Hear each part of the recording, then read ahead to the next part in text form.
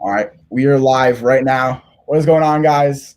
This is a very highly anticipated, highly requested interview. I got right now my guy, Yoni, Afework. What's going on, man? What's up, Isaac? How you doing? I'm doing pretty well. Just letting you know, the audio, at least at this moment, I don't want to jinx anything, but it's beautiful right now. Before we kind of get this interview underway, is there anything you want to plug or anybody you want to shout out, anything like that? I want to shout out iHoops, man. Thanks for having me, man. Oh, appreciate it. It's the pleasure is mine. I've been very blessed to be working with you. For you guys that do not know, I've actually helped this guy, or I'd be the rebounder slash pick man slash whatever, doing all this confusing stuff. I had no idea what was going on for. You're catching the corner passes too. Red shot ready. Oh yeah, that I will never forget. Those are I'm still the worst, hardest passes I've ever been thrown. Like, and in any frisbee, football, baseball, like any sort of thing that involves a ball, that was the hardest thing ever thrown at me my whole life. So I'm still scarred from that. Like if you ever put me in a corner, like I'm like, please don't. Like that stuff is crazy. But Do you see yourself? I'm gonna interview you. Do you see yourself doing skill development? um, I'm not sure. Like I like the more personal side of it. I guess like being able to connect with the players more. Like it's almost like doing an interview ish in a way. Like it's kind of whatever. Like if I get to learn the way it works more, like the one tough thing with me though is that I think I need help doing the more demonstration stuff. Like I don't know, I definitely need to learn more how to do it, but I like the atmosphere of it, I guess you could say, in terms of the one on one player kind of stuff. I find it cool. Yeah, no. It's a great way to build relationships with the players that you're actively trying to help them improve their game. And sure, I think there's a balance that you need where you need to be able to perform what you're teaching them, but also they respect the knowledge. If you're studying the game and you're learning and you're able to teach them a efficient way, it's always good to have both. You got to be able to continuously learn and add to your craft, but it's good to be able to show by example as well. That's why I threw you in some of those drills so you can get a little feel.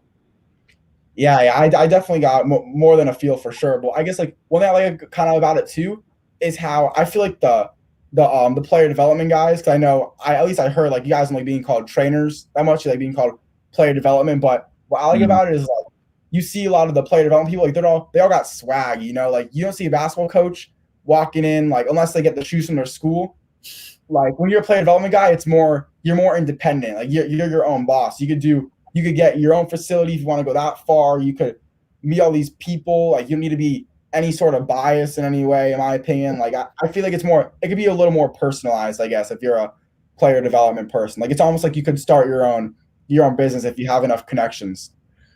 No, absolutely. Yeah, you can. There's a lot of avenues in player development. You can do a lot of good. You could help players. You could make money as well, which helps. And yeah, it's a lot. The freedom is what a lot of people gravitate to when you're with the team. When I was with Memphis, you're on that schedule. You have to be there on time. You got to get players going. You got to. It's all the engines are running. In player development, you build your own schedule.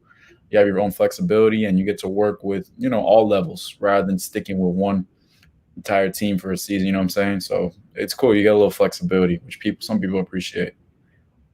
Yeah. How did you learn? Like, could you actually before we get into all that stuff? Since everybody's journey is different, like what got you yeah, like what got you started, into the basketball world in terms of when you got that job with U School and Memphis, like what got you started on that journey? In all honesty, I love the game. I always loved it.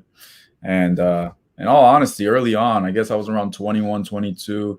I had a passion. I was trying to play. I was trying to still be active even after graduating my undergrad from FIU. And I got a business degree from there.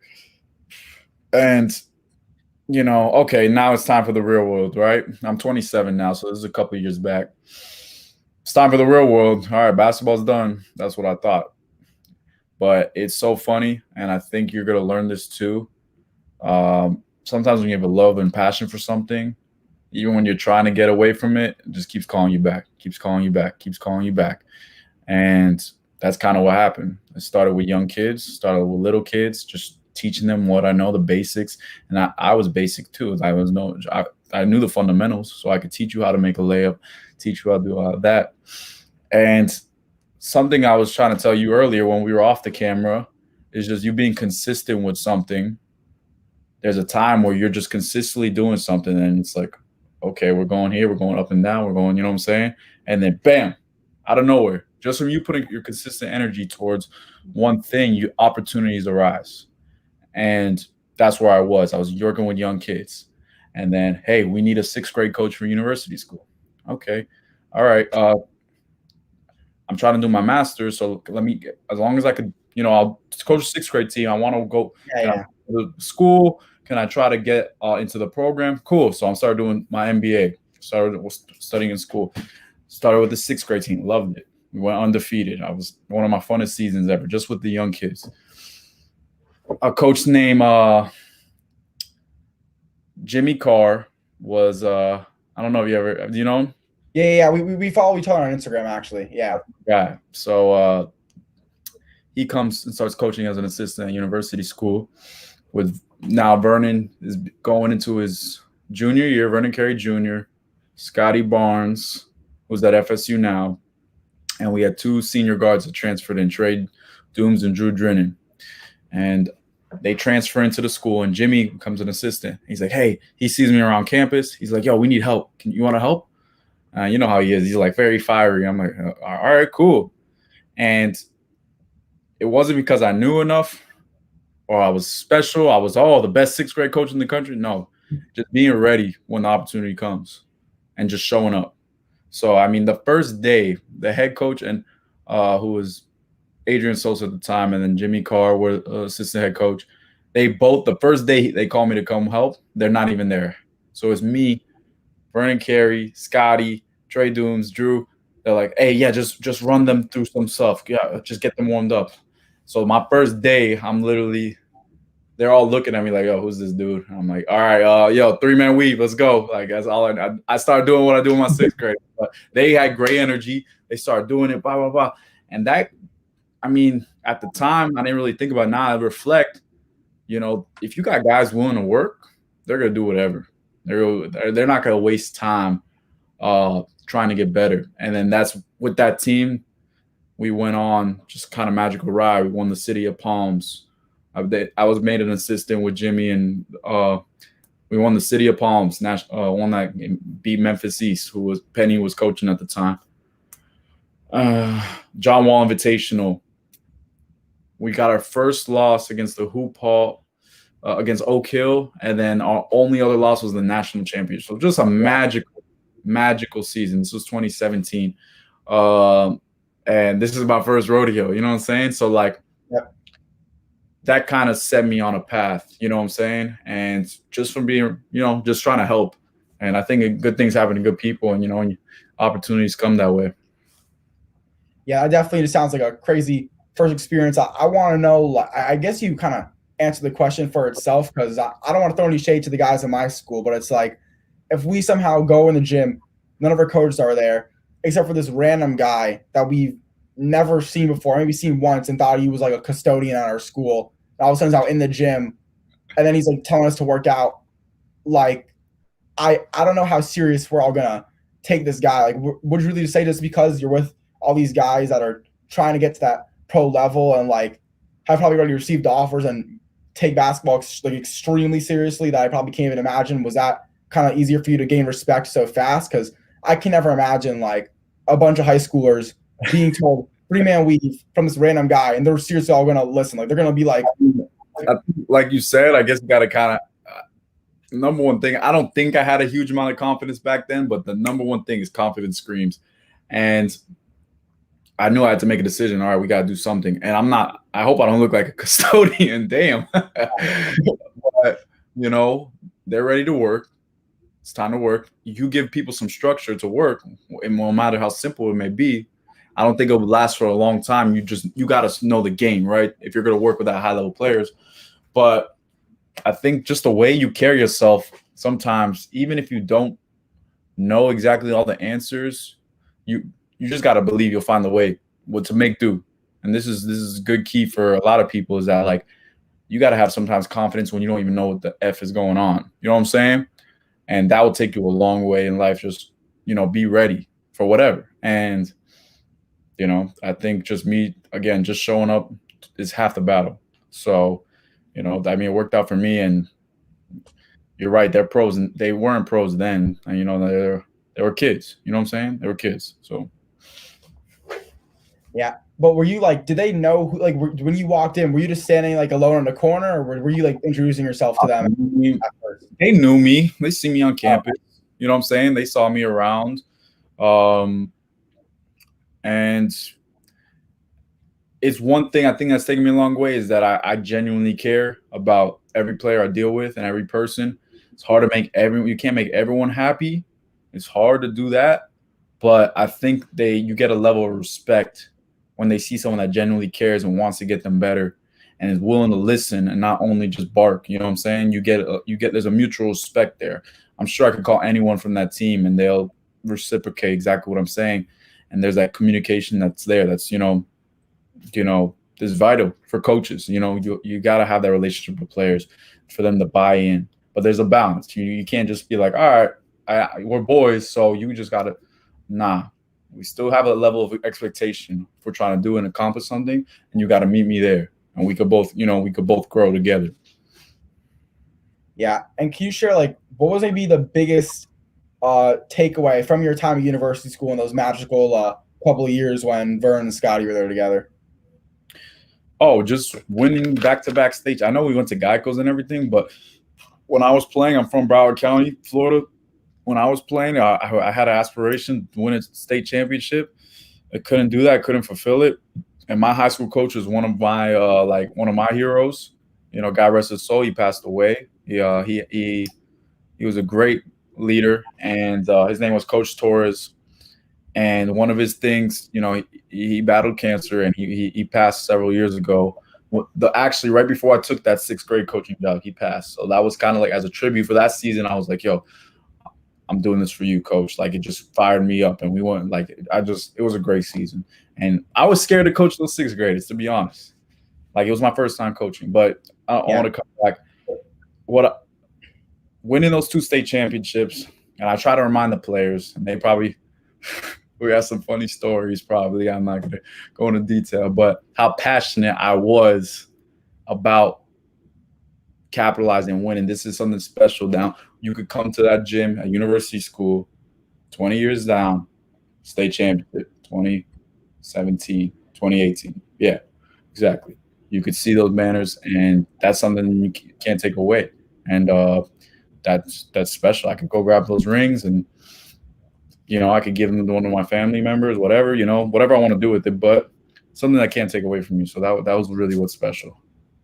Yeah, it's definitely like, I mean, I think I would love to win states, but at least like just win. Like, I'm lucky enough my freshman year, my school won districts, and I guess my coach was in a good mood, and he let me even cut down the net. Like, I have my setup now since I have our current runner-up trophy.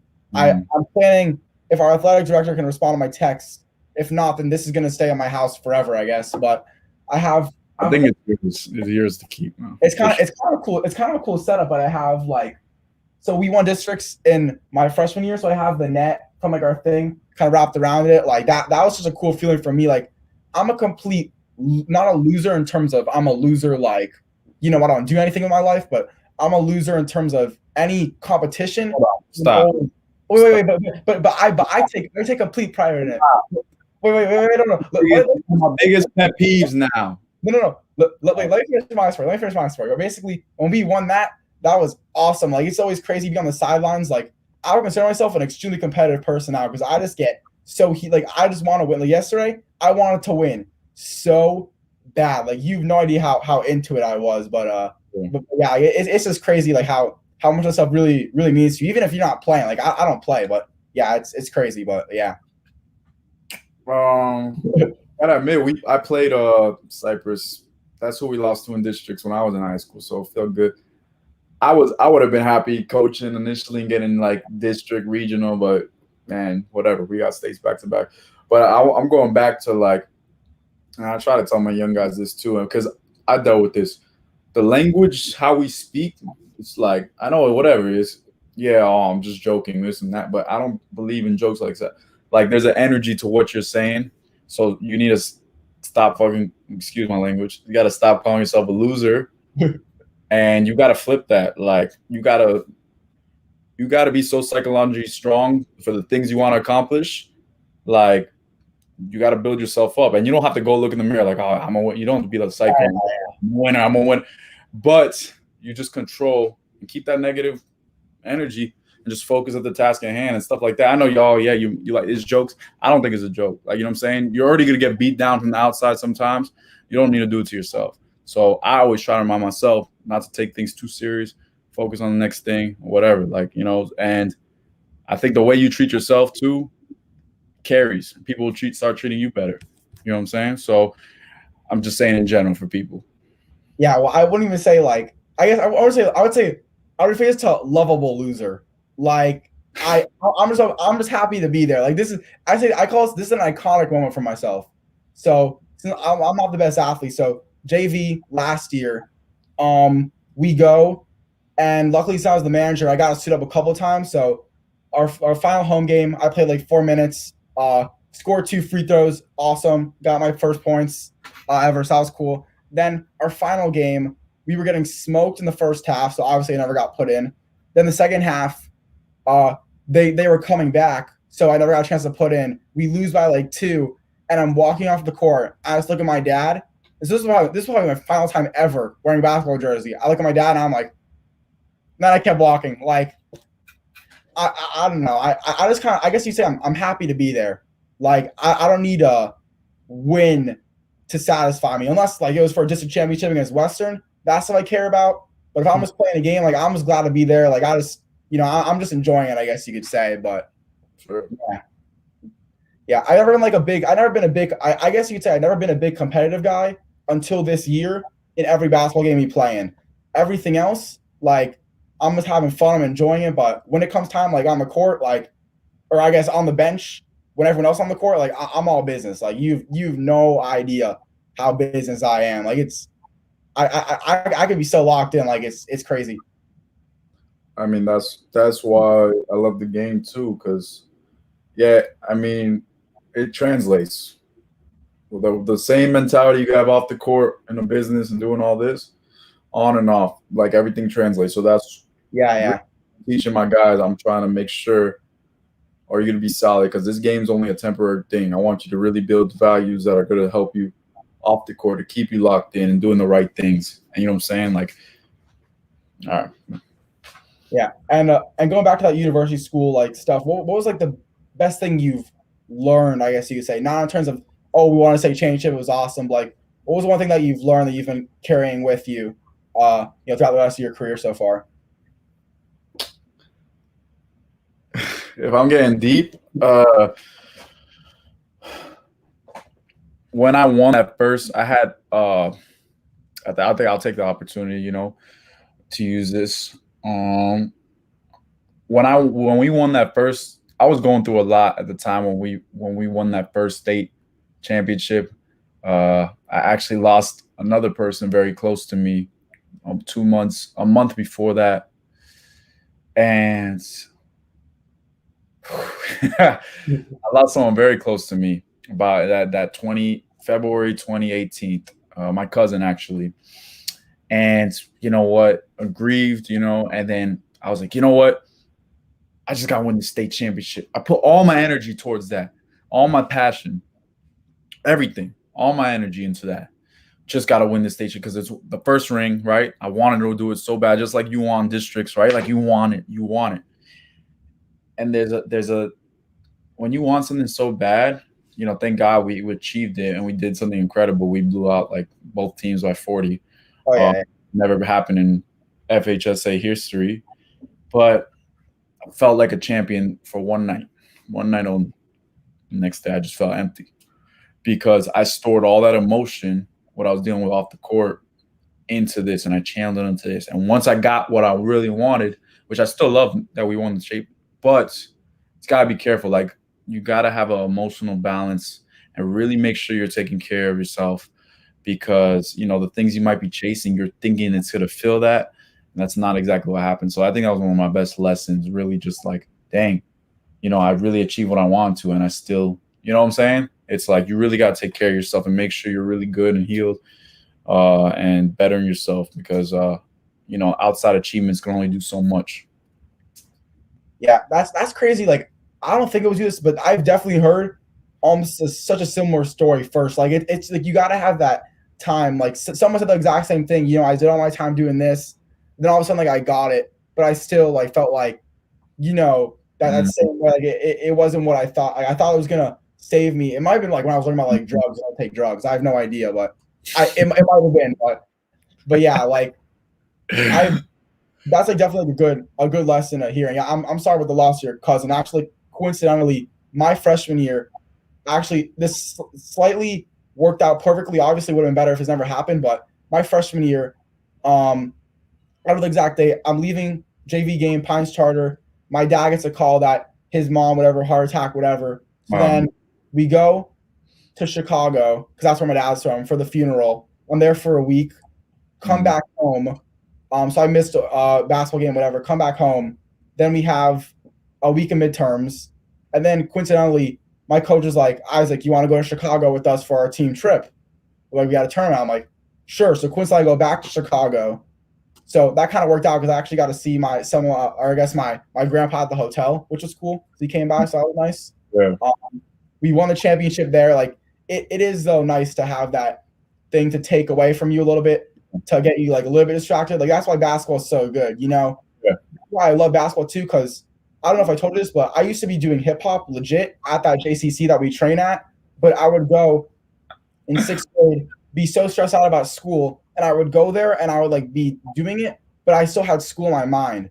But Yeah. it's so crazy how basketball, like I had a lot of homework to do, but I'm locking in on our game. I'm so focused, don't think about school, anything I'm going on, like just lock in on basketball. Like it is so nice to have that kind of drug. It's not a drug, you could say, like something just to take you away from for a little bit, but it's more you still got to be mentally ready, knowing that when you come back, it's still going to be there. But it's not a bad thing to kind of have that there for you at the same time, get you a little bit distracted, I guess you could say. Sure. I think too, yeah, like if you're performing basketball, you're really at your best when you're like super locked into the present moment. And same thing with coaching, same thing ever. So like I heard this on a podcast earlier this week. Just be where your feet are. So some dudes wear bright, like he's like, oh, wear bright shoes or whatever. You know what I'm saying? Be where your feet are to draw your attention. So into the present moment. And best players, they have the best next play mentality, right? They're able to whatever happens, good or bad, next play, next play. This is vital off the court as well. Be where your feet are at. Where are you in the present moment? And that's how you perform your best. That's how you're able to enjoy what's going on. You're seeing the progress that you're doing. Just be where you are. And that the best athletes do that. It's mental training. And you're right. When you are in basketball, it just takes you to that present moment. But there's even more you could increase, right? Like it takes you to the present moment, but it's so easy for you to shoot a shot. Damn, I just Paul George's. I hit the side of the backboard. Yeah. And it's this thing like, damn, man, these dudes are gonna think I'm suck. No. How do you snap can you decrease that time where you just snap and you're like, all right, defense, okay, now all right, we gotta stop, make a play for my team. How quick can you react and really be in that present moment? Because that's where you get to that flow state, and that's a deeper conversation. But what you want to do is to be in that flow state, and that's where things are coming naturally, and you're not thinking, you're shutting down all those extra thoughts, quiets, and that's a flow. That's a state where players want to get into, and it takes some work to get into that type of state. But I think we all been there at least once. There's a time where you're not, things are coming, you're giving all your effort, but it's coming effortlessly. It's that weird, and it's a beautiful thing to see, and that's where I think that you're kind of elaborating on that a little bit. You know what I'm saying? So yes, it's a beautiful thing. Yeah, and this is slightly related to it, or I don't know if this has like any effect or any relation to what you're talking about, but like meditation. I don't know how to meditate. I have a feeling you might know how to meditate based off what you've been saying. Like, how do you? My mom's like you got to meditate. And I'm like, I do not know how to. Like, I'm closing my eyes. Like, I can't meditate. I don't know if it's something you know how to do and have any advice on how to meditate, because my brain will never be like, I could lock in on basketball. But I will always have spurts of, oh, I have this to do, and then back lock in. Oh, I like, but I could be locked in for like a certain amount of time, but then I always kind of get out of it. Then I gotta get back in terms of whatever's going on. But I don't know if meditation would help, but I personally can't do that. I don't know if you have any advice on how you could meditate. I think the first most simple thing anyone could do, it sounds cliche and stuff, but you come back to your breath. That instantly. Yeah, I knew you were gonna say that. I could go in detail. Really, the 5 deep breaths are crazy. Though those are crazy. What is that? 5 deep breaths? What is that? Like you breathe in once, take like with 5, your eyes closed, really? And then it's like relaxing me telling you about it. That's crazy. So I mean, if you get into a scientific way of talking about this, when you're rattled, we have this fight or flight mode, or the parasympathetic nervous system is activated, so you're in fight or flight.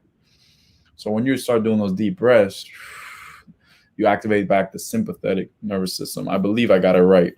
It might be vice versa, but now you're not in fight or flight. You're back to your regular state, and it's a rush of chemicals that's going through your body.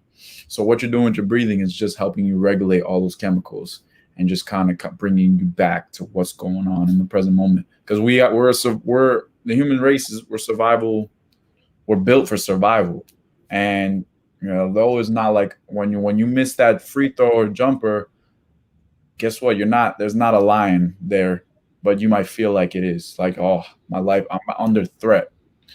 But no, you need to draw back and understand what the moment's bringing to you. Like your life is not threatened, but your body will react in a way that your life is threatened. That's when you see guys shook. Like, you ever see someone like, oh shit, like he shook, like a body's tightening up. It's reacting, thinking you're in a fight or flight situation. So what you want to do is you don't want to stay in that it's good for maybe a little period of time, but when you're in that for an extended period of time, now you're draining your body's energy because it's trying to. Yeah, your hair looks good.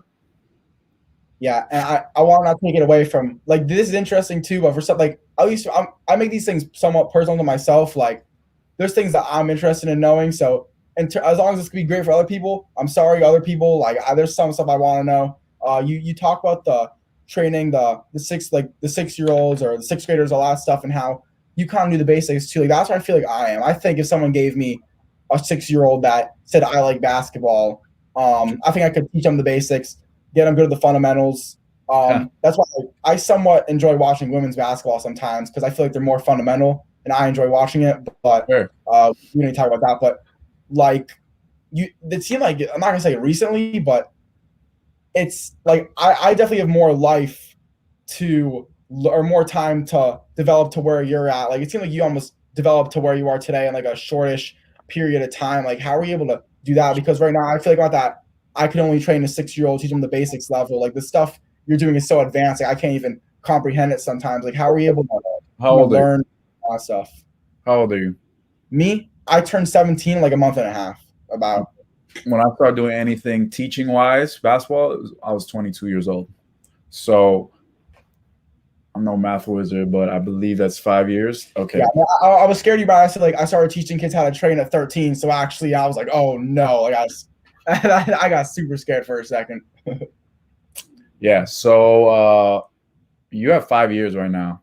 I didn't learn anything overnight, and you keep learning. And I'm still learning. You have to continuously learn every single day to the day you die. If you literally want to be great, you're learning every day, and it's something that you're not stressing or this and that. It's something that comes out of your passion. And here's a secret for you. Guess what? Those fundamentals that you're teaching to a 6-year-old, the more I'm studying and learning, those best skill development trainers that are wearing NBA logos, doing all that, they're teaching, guess what? Fundamentals. They're teaching you your footwork. They're teaching you one thing at a time, and you master that one thing at a time. So nothing changes, but except the amount of work you put in and the more craft you learn and the best strategies. Now, your communication style might change from player to player. You might use a different technique from player to player, analyzing which one this guy needs to improve and grow takes skill and time, takes time, but it doesn't really change much. We are, some guys do amazing work, this and that, but the core is the goal is to make a player better, and there's a certain sets of routines and things that you could do to do that. And there's it comes down to the fundamentals. And essentially, you can't go anywhere from that. And can you go through like the development of the way you are as a player development person, like going from the little kids, like how are we able to keep developing yourself? Like, did you go from maybe these 6-year-olds to then maybe a 13-year-old and then just kept progressing like that? Or like how was your skill set able to keep evolving? Could you be like specific with it, I guess? Just like I threw you into the fire, I just threw myself into the fire, or someone else threw me into the fire. I got thrown into a 6th grade team. I got thrown into a varsity team. I got thrown into a national ranked varsity team. I got thrown into a Division I program. When I met Cody Topper, who you interviewed, I thought he was speaking another language. I thought he was speaking Japanese because I had no idea what the hell he was saying. I went into his room. I'm like, all right, now you're writing hieroglyphics on the wall. This is crazy. And I didn't understand anything, nothing. And I thought I knew the game. So that's the point I'm trying to say. If I go right now, I bet I could go to someone's office and I'm like, holy shit, I don't know anything still. And that's what I'm talking about. You need to continuously learn. But you got to throw yourself into that environment and not kind of give a F of looking stupid for a minute, because everyone has that trial where you're going to have to grow and learn. So you can't be afraid, oh, I'm going to look dumb. Let me act like I know everything. You're never going to learn. You got to be able to ask questions. You got to be able to just whatever. I'm trying to get better. I'm hungry. Like, yo, I don't care what you think, like if I look stupid or not. So now from Division I, guess what? I link with Andrew Moran and Miami Hoop School. Those guys, Aaron Winshaw, who's a Heat video intern. He's saying we have different languages now. I'm saying some Memphis terms. He's saying some NBA terms. Like, oh, you call that this? Okay, cool. So the language differs from team to team. Okay. So now I go from working with pros every day. Feel super comfortable. I'm seeing Andrew, these guys operate. I'm like, okay, this is good. I love their stuff, but this is similar to this, and this is, you're just piecing it together. Like, okay, nothing is this is too new or foreign, but there's a new aspect to it, a new style that I can never mimic. Like those guys are great style, and as you got to learn your own style as you grow too. Yeah. Like I can never be Miami Hoop School. I can't be Penny. I can't be Mike. I can't be Cody. But I can learn. I can continue to grow, and then you get confidence in yourself. But the more you apply, and there's going to be that gap where you're maybe not confident, but you got to know that's like, okay, I've done this before. I learned how to coach a 6th grade team. I learned how to coach high school kids. I learned how to coach Division I players. I learned how to work with NBA players. Am I going to learn how to be a GM? Am I going to learn how to be a head coach? Am I going to learn how? You just got to keep expanding. Be willing to go look stupid for a little, because it doesn't matter. At the end of the day, it's like, I don't care. Yeah, I'm definitely glad you said that, because the amount of times that I've been clueless when you tell me to do something, like at least once a session, like I'm just gonna do whatever, and then he'll correct me basically.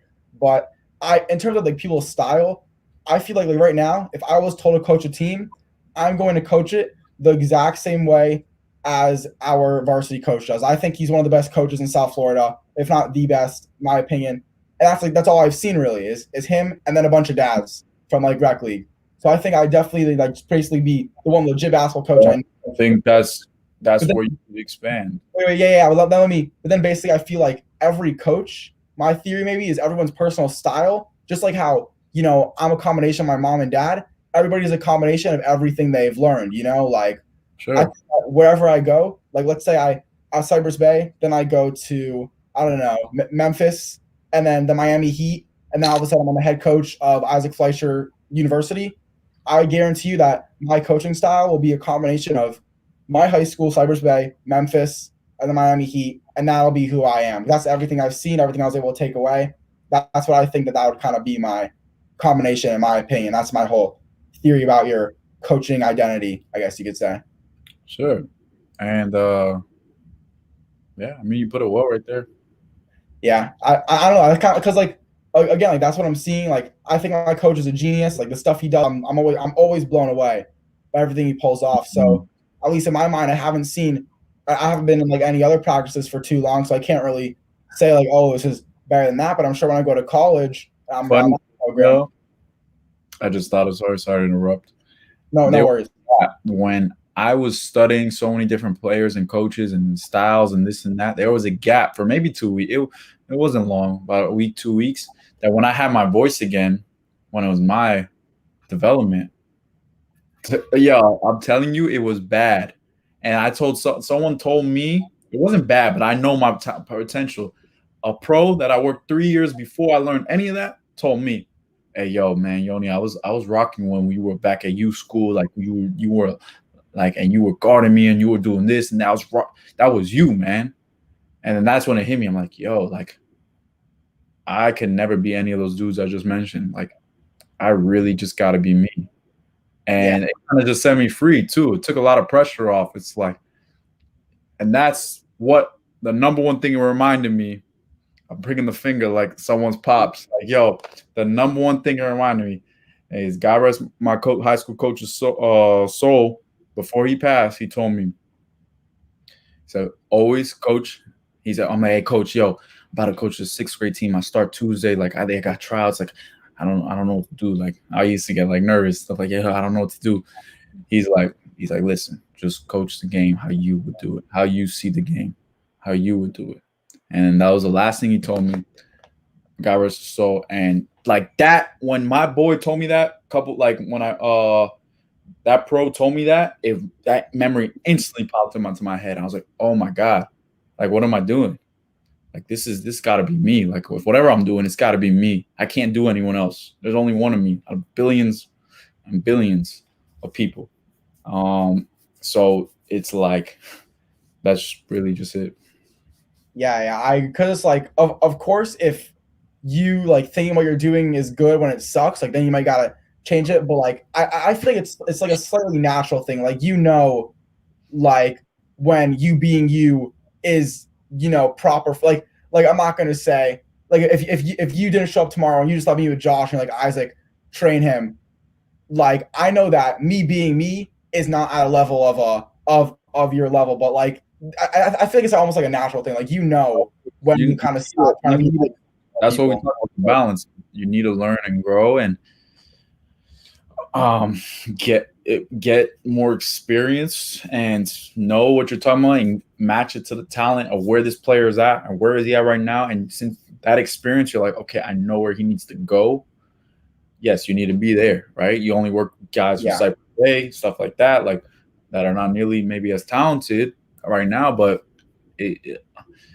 yes, I'm very blessed to see.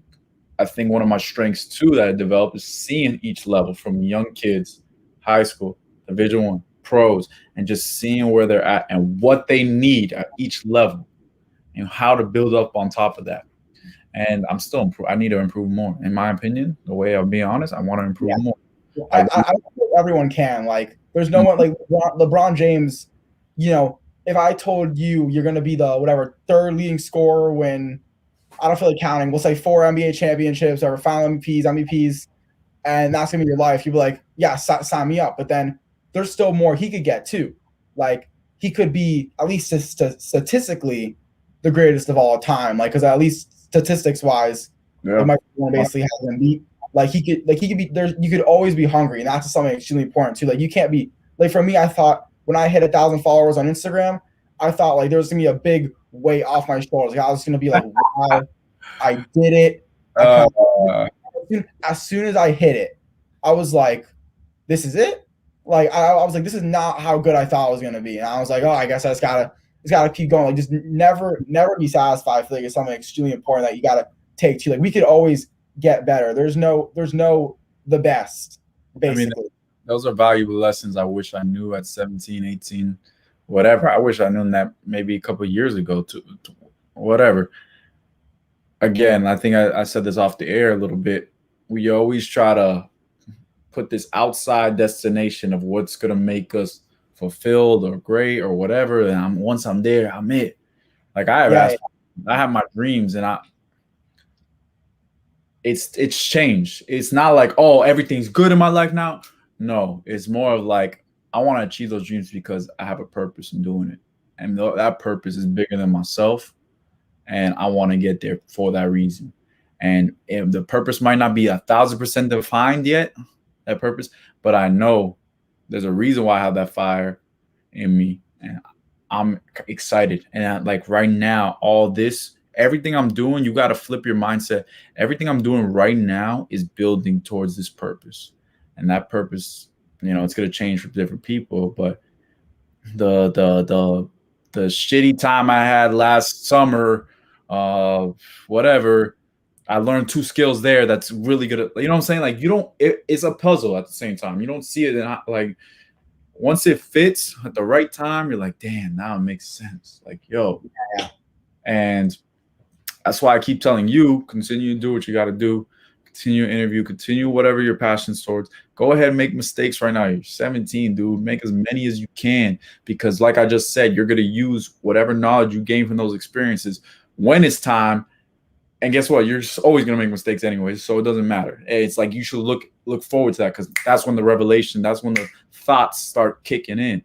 And it's like, oh, okay, that didn't work, but maybe this will work. And then that's how you maybe get that breakthrough, that one breakthrough. And then even when you get to that breakthrough, into that spot, guess what? It's a new journey there. But that process, that journey was what makes it fun. And people get caught up like, oh, so much work, so much this. Yeah. Really miserable doing that shit. Whatever, I'm encouraged. Then it's not like then you obviously know you don't. Now you know. Guess what? Maybe it's not for me. Okay, but I gained some knowledge and skills doing that. Like you could drop this tomorrow, but now, hey, when you do work for that maybe hedge fund, you're like, oh, I know how to interview other people. Whatever. See, who knows how it comes together? Yeah.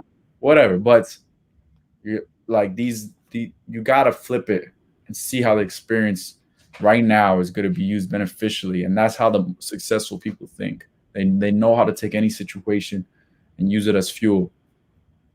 Yeah, at least for me, like I do feel like sometimes though, like my basketball coach, he said like he up sometimes till 1 a.m, 2 a.m, like trying to get these guys on my team like offers and like getting them out there. At least for myself, I feel like I would I think I'd get burnt out if that's what I was like. I don't think I love basketball that much to be up that late at night on top of school and everything else and not get burnt out. Like I guess you could say it's not a slight, like I don't want to burn myself out of it. Like I got to make sure that I have that balance between basketball and not basketball. Like see tomorrow, so now I'm going to wake up, help you train Josh. But then probably for the rest of the day, I'm going to try to not do maybe watch the game. But other than that, I got to make sure I have that slight balance because you cannot.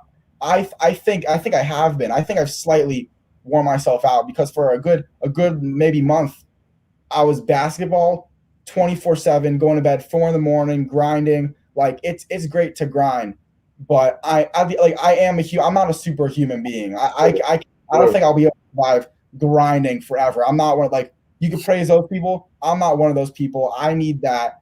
I need that go to bed early sometimes. Or ask me how many players I trained today. Wait, what'd you say? Dude, it's a Saturday. Ask me how many players I trained today. Oh, I'm assuming. Well, whatever. How many players have you trained today? Guess. Oh! I thought you said ask. Zero. I'm sorry. Ask me. Zero. Huh? I'm going to go with 0. You're right. 0. You need those off days. You need those off days. Like you need these days to reflect. Like I said, where you're going and what you're doing, and we need rest. We're human beings. We only have so much to give, and sometimes you spending that one off day can make you realize and reflect. Like, okay, you can improve your process where you're working smarter rather than harder. Mm-hmm. And there has to be that balance. You got to put in the effort, consistent effort, but to burn ourselves out, it's not worth it then because you're not enjoying what you're doing, and you're not gonna do as high quality work if you're not enjoying what you're doing. You know what I'm saying? Yeah, like I feel like people think that to get something you want, you have to just go for it like nonstop. But you really like you gotta know, like you do need to stop sometimes. Like I feel like this has been good and bad. Like I'm like mad this is my circumstances, but since my team since we won Wednesday, we're confirmed for regionals. So that also means we played Friday, which means you were at the game. Calgary, Westminster Academy, 10 minutes away from me, but I couldn't go because my team had a game. So I'm happy being in the district final, but at the same time I wanted to go to I wanted to film a game, I wanted to interview the players, but now instead and I still we have one more game left, so I'm gonna miss a whole other set of games, so I have at least or I guess at most two more opportunities to go to a high school basketball game before the end of the season. But it's like I'm slightly happy, like even though I'm mad at myself, or not mad, but like even though I'm slightly upset that I can't be going to these games, I'm happy that I'm hungry to get out. Like I want to go to a high school basketball game now more than ever since I haven't gone to one, at least or I haven't gone to one for iHoops FL purposes and in my opinion, a long time. So I'm like slightly glad for that hunger now that I've developed since the scheduling's worked out that way. So like it definitely is beneficial. Like I'm now stoked for whenever I get to see Calvary Christian play, hopefully one more time, which I think is great because before like I just wasn't as into it that much. Fair. Yeah. Yeah. And just go back and throw out some cliches. I don't know if you want to mention this a little bit more, but actually Coach Carr posted this on his Instagram story, and I've taken this to heart ever since I saw it. I think of it every day, basically. It said, like, growth is growth. Like, no matter if it's, a tiny, tiny, tiny bit of growth or a ginormous bit of growth, like, growth is growth. So everything I do, every practice, like, if I'm, like, getting out of it, I think to myself, like, did I at least learn one thing? Or did I at least get better or notice something? And that's what I basically try to do. And everything is kind of in my slight mindset, at least in terms of basketball and sports and where I want to be. Like, did I take away something beneficial? And yeah, I think that's a very important thing to live by. So shout out to Coach Carr for that, because yeah, I'm glad I looked at his Insta story that day. He needs a reality show, though. I think if you want to partner with him and produce that, I think you might make a lot of money.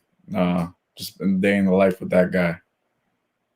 Yeah, because that quote was definitely like something crazy. But I want to ask you about your trainings. Like, what I found interesting was how like you would just do things like you wouldn't even know what the next step is, but you just like go, you just like take a couple steps back and you're like thinking to your head, like I don't even know what's going on. And they're like, all right, this is what we're doing. Can you take us through that process? Because you basically do like every single time. Can you talk about that a little more? Well, you catch me after playing for 2.5 hours. Facts. Yeah. So sometimes I might have a plan and for that player, and yeah, that's really me just taking a step back. Okay, what is the goal? What's the focus of the workout? X, Y, and Z. What's the structure? There's usually there's a flow to the workout, so we just want to make sure we're aligned with all that. Well, there's a flow, and this guy's getting better. He's getting the right adequate work we need. So sometimes it doesn't hurt to take a step back. Okay, all right, we got it. Let's go. Rather than just rushing into the next thing, you know what I'm saying? So yeah, normally I try to keep that flow. I keep that to a minimum, usually where I have to reflect. But it's usually like I have something written down. All right, a certain amount of time allotted to each thing. And then, but sometimes, as you've seen, we work on one thing. We work like we with the last, we were working on shooting. Fundamentally, make sure you're fluid. Boom. Same rep every single time. Same rep. And you're like, oh, I never seen someone make that many shots. I mean, yeah, that was crazy. Yeah, and there's guys that get paid a lot of money just doing that, just doing the same thing over and over and over again and mastering it. There's a mastery to it. And then there's a difference, like you're trying to gear them towards maybe a game setting. You might throw in, let's say if we're still doing shooting, I might throw in some sets. Like, okay, if I know your sets, all right, you're going to shoot out or come in this. Like, I know you get this look 2 to 3 times a game. We're going to get an X amount of reps on this because you're going to get this look. Can we not? And just how we just rep that out. And then just maybe might give it some more game-like feels. And if we're really trying to take them to another level, throwing some defense and stuff like that. It's all dependent on what the structure is and what you want the goal to be. But you definitely, there's so many varieties you could do in a workout. That's what makes it fun. Yeah, and like one thing in particular, because I was thinking about like a lot of the stuff you like when you're showing them whatever, but like I guess you say the most stuff it's pretty like not I guess not it's simple I guess you say like the shooting stuff and everything that's like even though it's very very detailed like in the grand scheme of things it's in a way very simple but the one thing I feel like is the most complex is those I guess those like pick and roll and those like screen action drills that you do a lot. Could you like when did you learn because that was the first time I've ever seen that ever besides maybe in a Miami Hoop School video where I didn't even realize it was that like when did you learn about that's like the thing that I've never seen in my whole life ever until I started working with you. So can you explain that?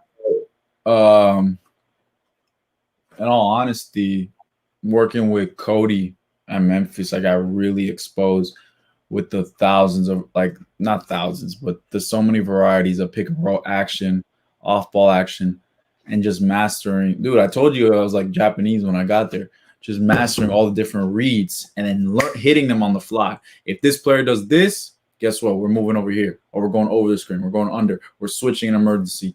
We are. You have this shot if you're this here, or you have that pocket pass, or you got that flip, like that corner flip to you in the corner. You know what I'm saying?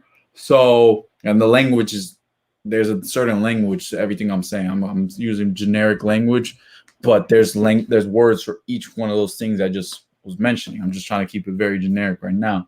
Yeah. But being with Cody, really, he came from an NBA offense.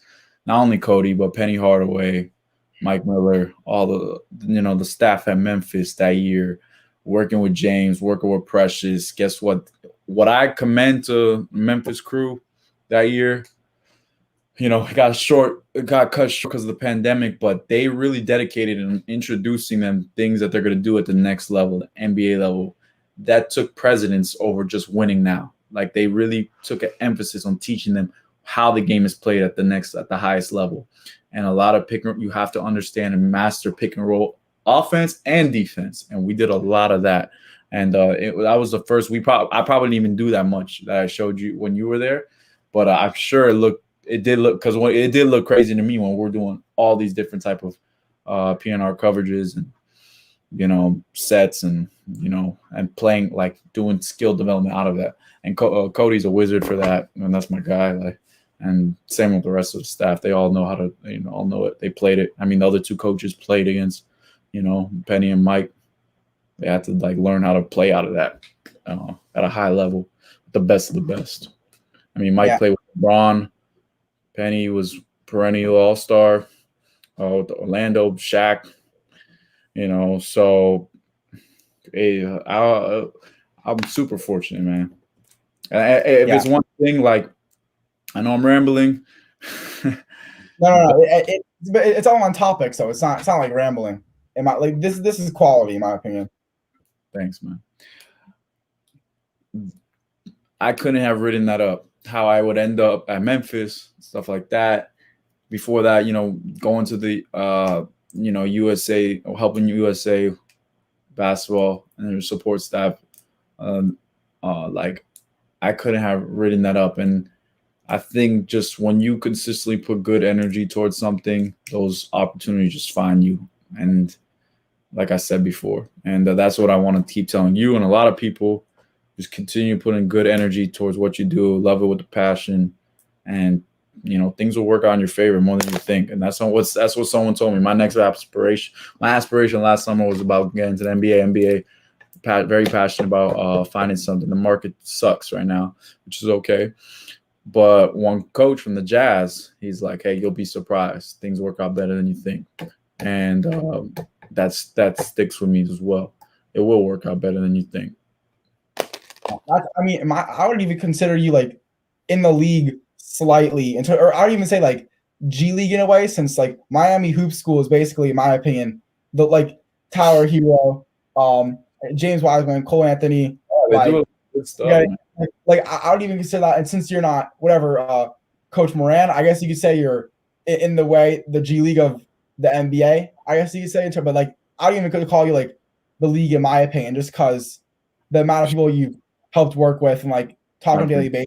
I would consider that besides you not being associated with the team, like I don't know, I guess you call it kind of a league in a way. I appreciate that, but man, you see me work with Devin Robinson and the Mad Ants. I looked at his roster. I saw him playing. He's balling right now in the bubble, which is great. Great guy.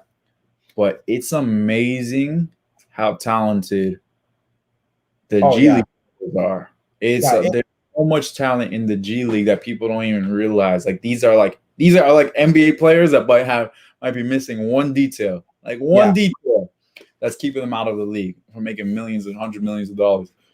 And that's how competitive it is. And I appreciate the compliment, but man, those commend the G League staffs too. Those guys, people working with them. Maybe it's I haven't got a chance.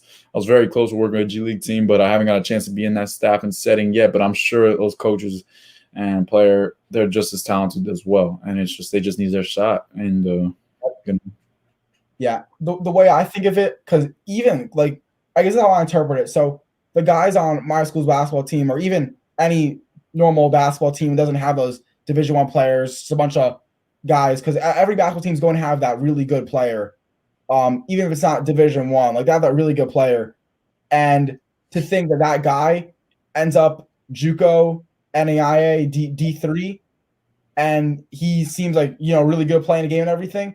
Like mm, that's how hard it is to get to the league when these people that are really really good are complete nobodies, like absolute nobodies, like in the grand scheme of things. That's how like overseas players, G League, like people that understand how good these people are, like really know the industry. Like the casual fan's gonna think G League the guy stinks, but then for me, oh, I know you see that guy in person, he's dunking, he's windmilling. He's like, yo, this guy's like, who is this dude? If you see him in a gym walking to the gym, you're like, it, bro, they're different human beings. These are different creatures, and yeah, it's easy. yeah, it's so like they rank and even Devin Robinson. I think he's ranked top 20 whatever 5-star, and he's like just close to getting into the league. Like that's how hard it is to make it. There's only 60 draft picks, and in each class alone they rank over 300 kids. So that's Uh, how hard it is. it's that's the challenge of the league too, man. You only get one or two shots. You only get a small window. The window's this small, and they're like the way they scout. I've luxury to do some. I've done some reports and stuff like that. The way they look at these. Guess what? If you're not maximizing the few opportunities they give you, there's this 18-year-old hungry somewhere that they're looking at, and they're like, okay, let's go with the young guy, or let's go with that. They have this fascination of trying something new and just in hopes of getting the best next thing. So it's like, damn, if you don't capitalize it, guess what? They're gonna try to find that next guy, and there's a pool of talent out there. Yeah, it's definitely very very interesting for sure. I guess before we kind of wrap this thing up, yeah, we'll see that this is why I told you like there's no way I would just interview in person for a minute. Like there's still many things I want to ask you, but we'll definitely just get whenever I'm bored and you somehow have nothing to do, we'll definitely have to throw in a part two because like we could have went in so many different directions with this. Like I'm sure if we do this interview again tomorrow, complete different conversation and everything. Like it's just because I guess when I want to get stuff out of you, like that it could be a never-ending conversation. But my one thing, this is not even going to be a good question, but like, could you give me maybe like unless you don't know, but what should I be expecting from tomorrow's session with Josh, and like what's maybe the one thing I should try to take away from it, like that one little piece that I should try to get from it to make me better. Well, what are you trying to get better at? Like, what is your goal? I guess you could say like like I just want to. I guess you almost say like I want to get to your level at your age, basically, in terms of The fact that you're starting at 17, you're gonna be well beyond my level by the time you're my age. This might take you to 22, if anything, likely. If you really want to do this route, you know what I'm saying? Yeah, like I'm not even sure. Like that's why I want to make sure I have potential in everything, and then when I get to that age where most people are starting to figure out what do I like, I know what I like, and then I do it that way. I got that advice from someone though. Like that's what during the whole. You want to try as many things as possible. Yep, and that's what I'm doing. Just click. Now. It'll click for you naturally. It'll just click. Yep. You don't have to really overthink it and stuff like that. So, I would say do you just after the work, do you see yourself doing this? Like, could you really see yourself coming into a gym working with?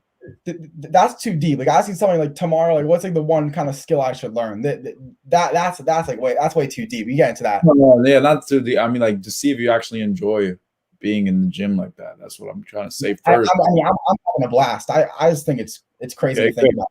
Checked off. One thing. Isn't it could be like one like that's why like it could be like one small detail. Like it could be like doesn't matter if you look like just this is the one thing you gotta be try taking away from it. Like it doesn't need to be anything like grand scheme of things. It's more just like, oh, this one Joel notice this. And there you go. I learned one thing at least. That's kind of how I see it. Okay, just notice. I'm not gonna do one drill, but notice the language, the terminology I'm using. Whether it's just notice the terminology, and I'll probably speak more loud what I'm doing. And if that terminology comes like, "Hey, we're going to do this drag action," hey, what is a drag? Or what we call in Memphis, we're gonna do zoom action. Hey, what's a zoom? Oh, if the defender goes under, we're gonna rescreen. Okay, why are we doing that? Just have those questions in line. You know what I'm saying? Like, because that's the language I'm gonna be speaking with. And I would say just have those any terms you did not understand. It's just an easy way to elaborate what we're doing on the court and be able to communicate. So just take notes of that. And that way I could explain to you when the time comes. Oh, yeah, you're talking about that? Yeah, I got you. That's when the defender does this. Oh, why does the defender do that? Then you start engaging in that learning process. Yeah, I'll let you know right now. Like that's what happens. Like you'll be saying all this stuff, and I'm like, in my head, I'm like, I don't know this, I don't know this. Like what is this? Like that's why one term. Just ask. You know what I'm saying? Or just like write it down or something. Bring a notepad, whatever, dude. Yeah. I'm gonna pick like one. That's a good goal. I'm gonna pick like one term and try to figure out. Maybe I'll make even like a whole. You're not gonna ruin. You're not gonna ruin my flow. Sometimes the coaches might be like, "Yo, shut up," because you're ruining the flow. Sometimes, but you could like feel free to act. Like the way our workouts been on Sundays, it's not a workout where I'm trying to get him ready. Like it's more of a active recovery, get reps. Yeah. Like so, I'm not trying to kill the dude. So it's like sometimes if I'm locked in, I'm really trying to get this guy a great workout. We're at it. But it's not that type of nature setting. The ones you've been coming to, it's more of a active, just really trying to get him better, get him reps and stuff like that. So that's a perfect opportunity to ask questions when they do arise. Yeah, or even just like right at the like it's always like unless you have like some place to rush after. It's always like just like a quick kind of question just right afterwards. That's kind of how it's been. So it's never been anything crazy afterwards too. Because I would hate to interrupt anything as well. So I'd rather just kind of keep going and wait till the end. That's kind of how I treat most things. Like even in school too, like at the end of all my classes, I just wait till the end of class and ask the teacher questions just because like it might not flow at the right time, in my opinion. That's usually what I do. Or they don't see my hand raised, which happens sometimes. I don't know how they don't see you, bro. Yeah, well, it's online, so like I'll raise my virtual hand, and then they just don't see it. Man, school in 2021, crazy. Yeah, like I like it online, but then I started realizing because I was thinking to myself, I'm like, I cannot believe like last year I thought I was so social, like I'll hang out with friends sometimes, like talking to my friends all the time. And now this year I'm like, I think I might have a couple of friends, but I realized because when you go to school, you're at lunch eating with your friends, you're walking through the hallways like talking to your friends, but now at home, like as much as I love it here, I started to realize like, oh, like that's why I think I'm so lonely because I'm not talking to my friends at school or everything. But yeah, I don't know. I don't know which one I like better though. I have to admit, like I like being at home sometimes. But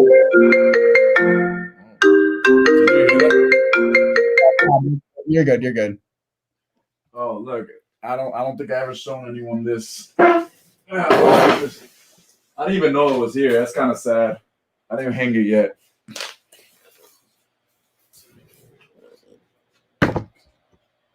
That's crazy. Oh. It's slightly reflecting, but I see University of Memphis. That's all I can really see because of the reflecting on the screen.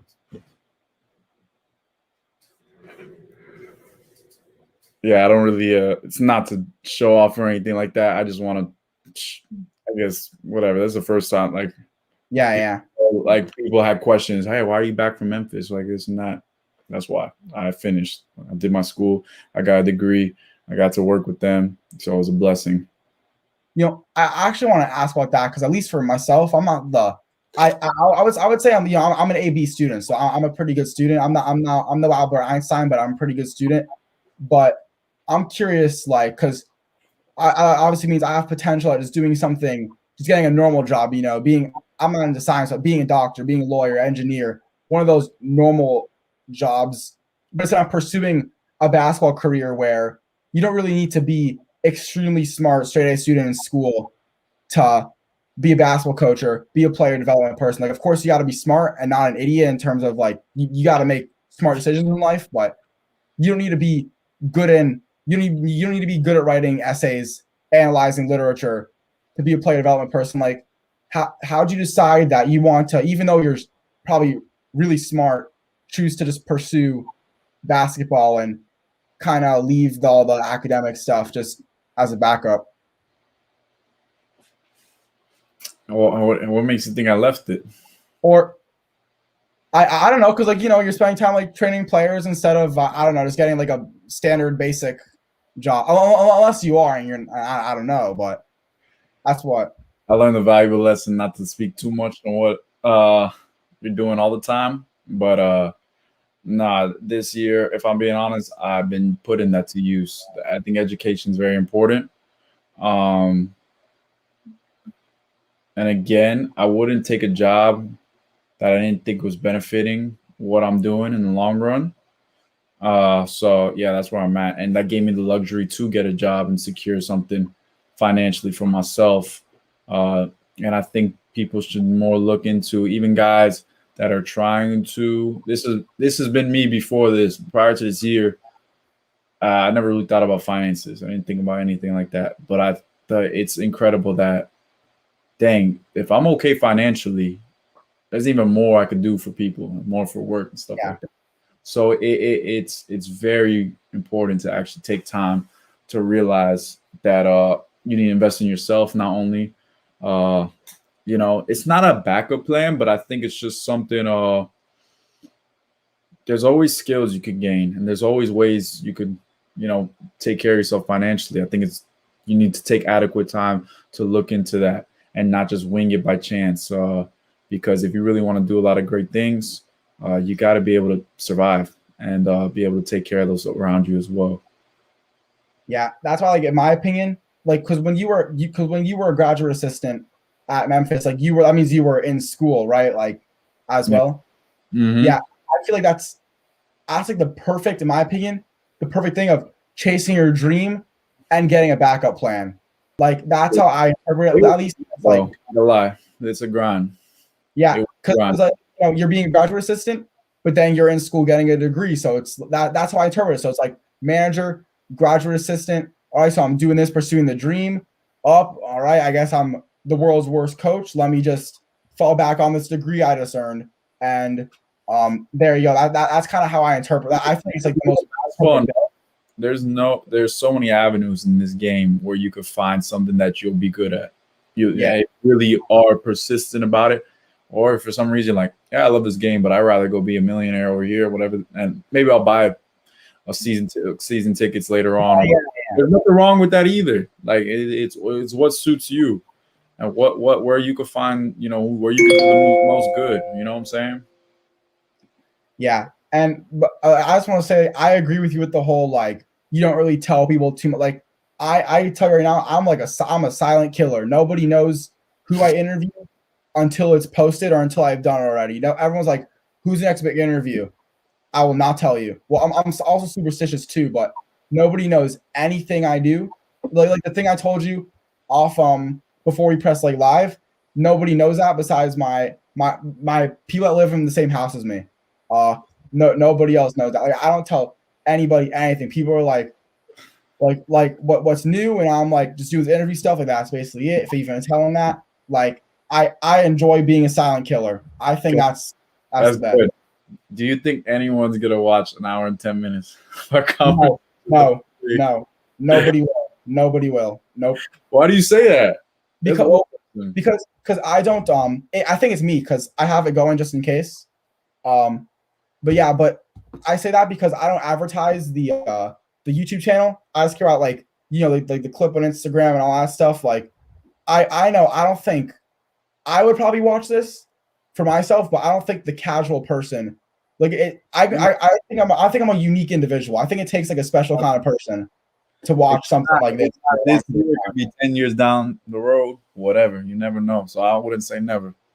Yeah, but I at least for me, like I don't advertise like watch the full thing on my YouTube channel. Like I'm like it's on my YouTube channel, but I'm not telling people subscribe to my YouTube, subscribe to my YouTube. Like I'd rather see like follow the Instagram instead, where it's more I guess diverse and cooler looking content than the YouTube. So that's why this stuff doesn't really get too many views, but I don't really care about it.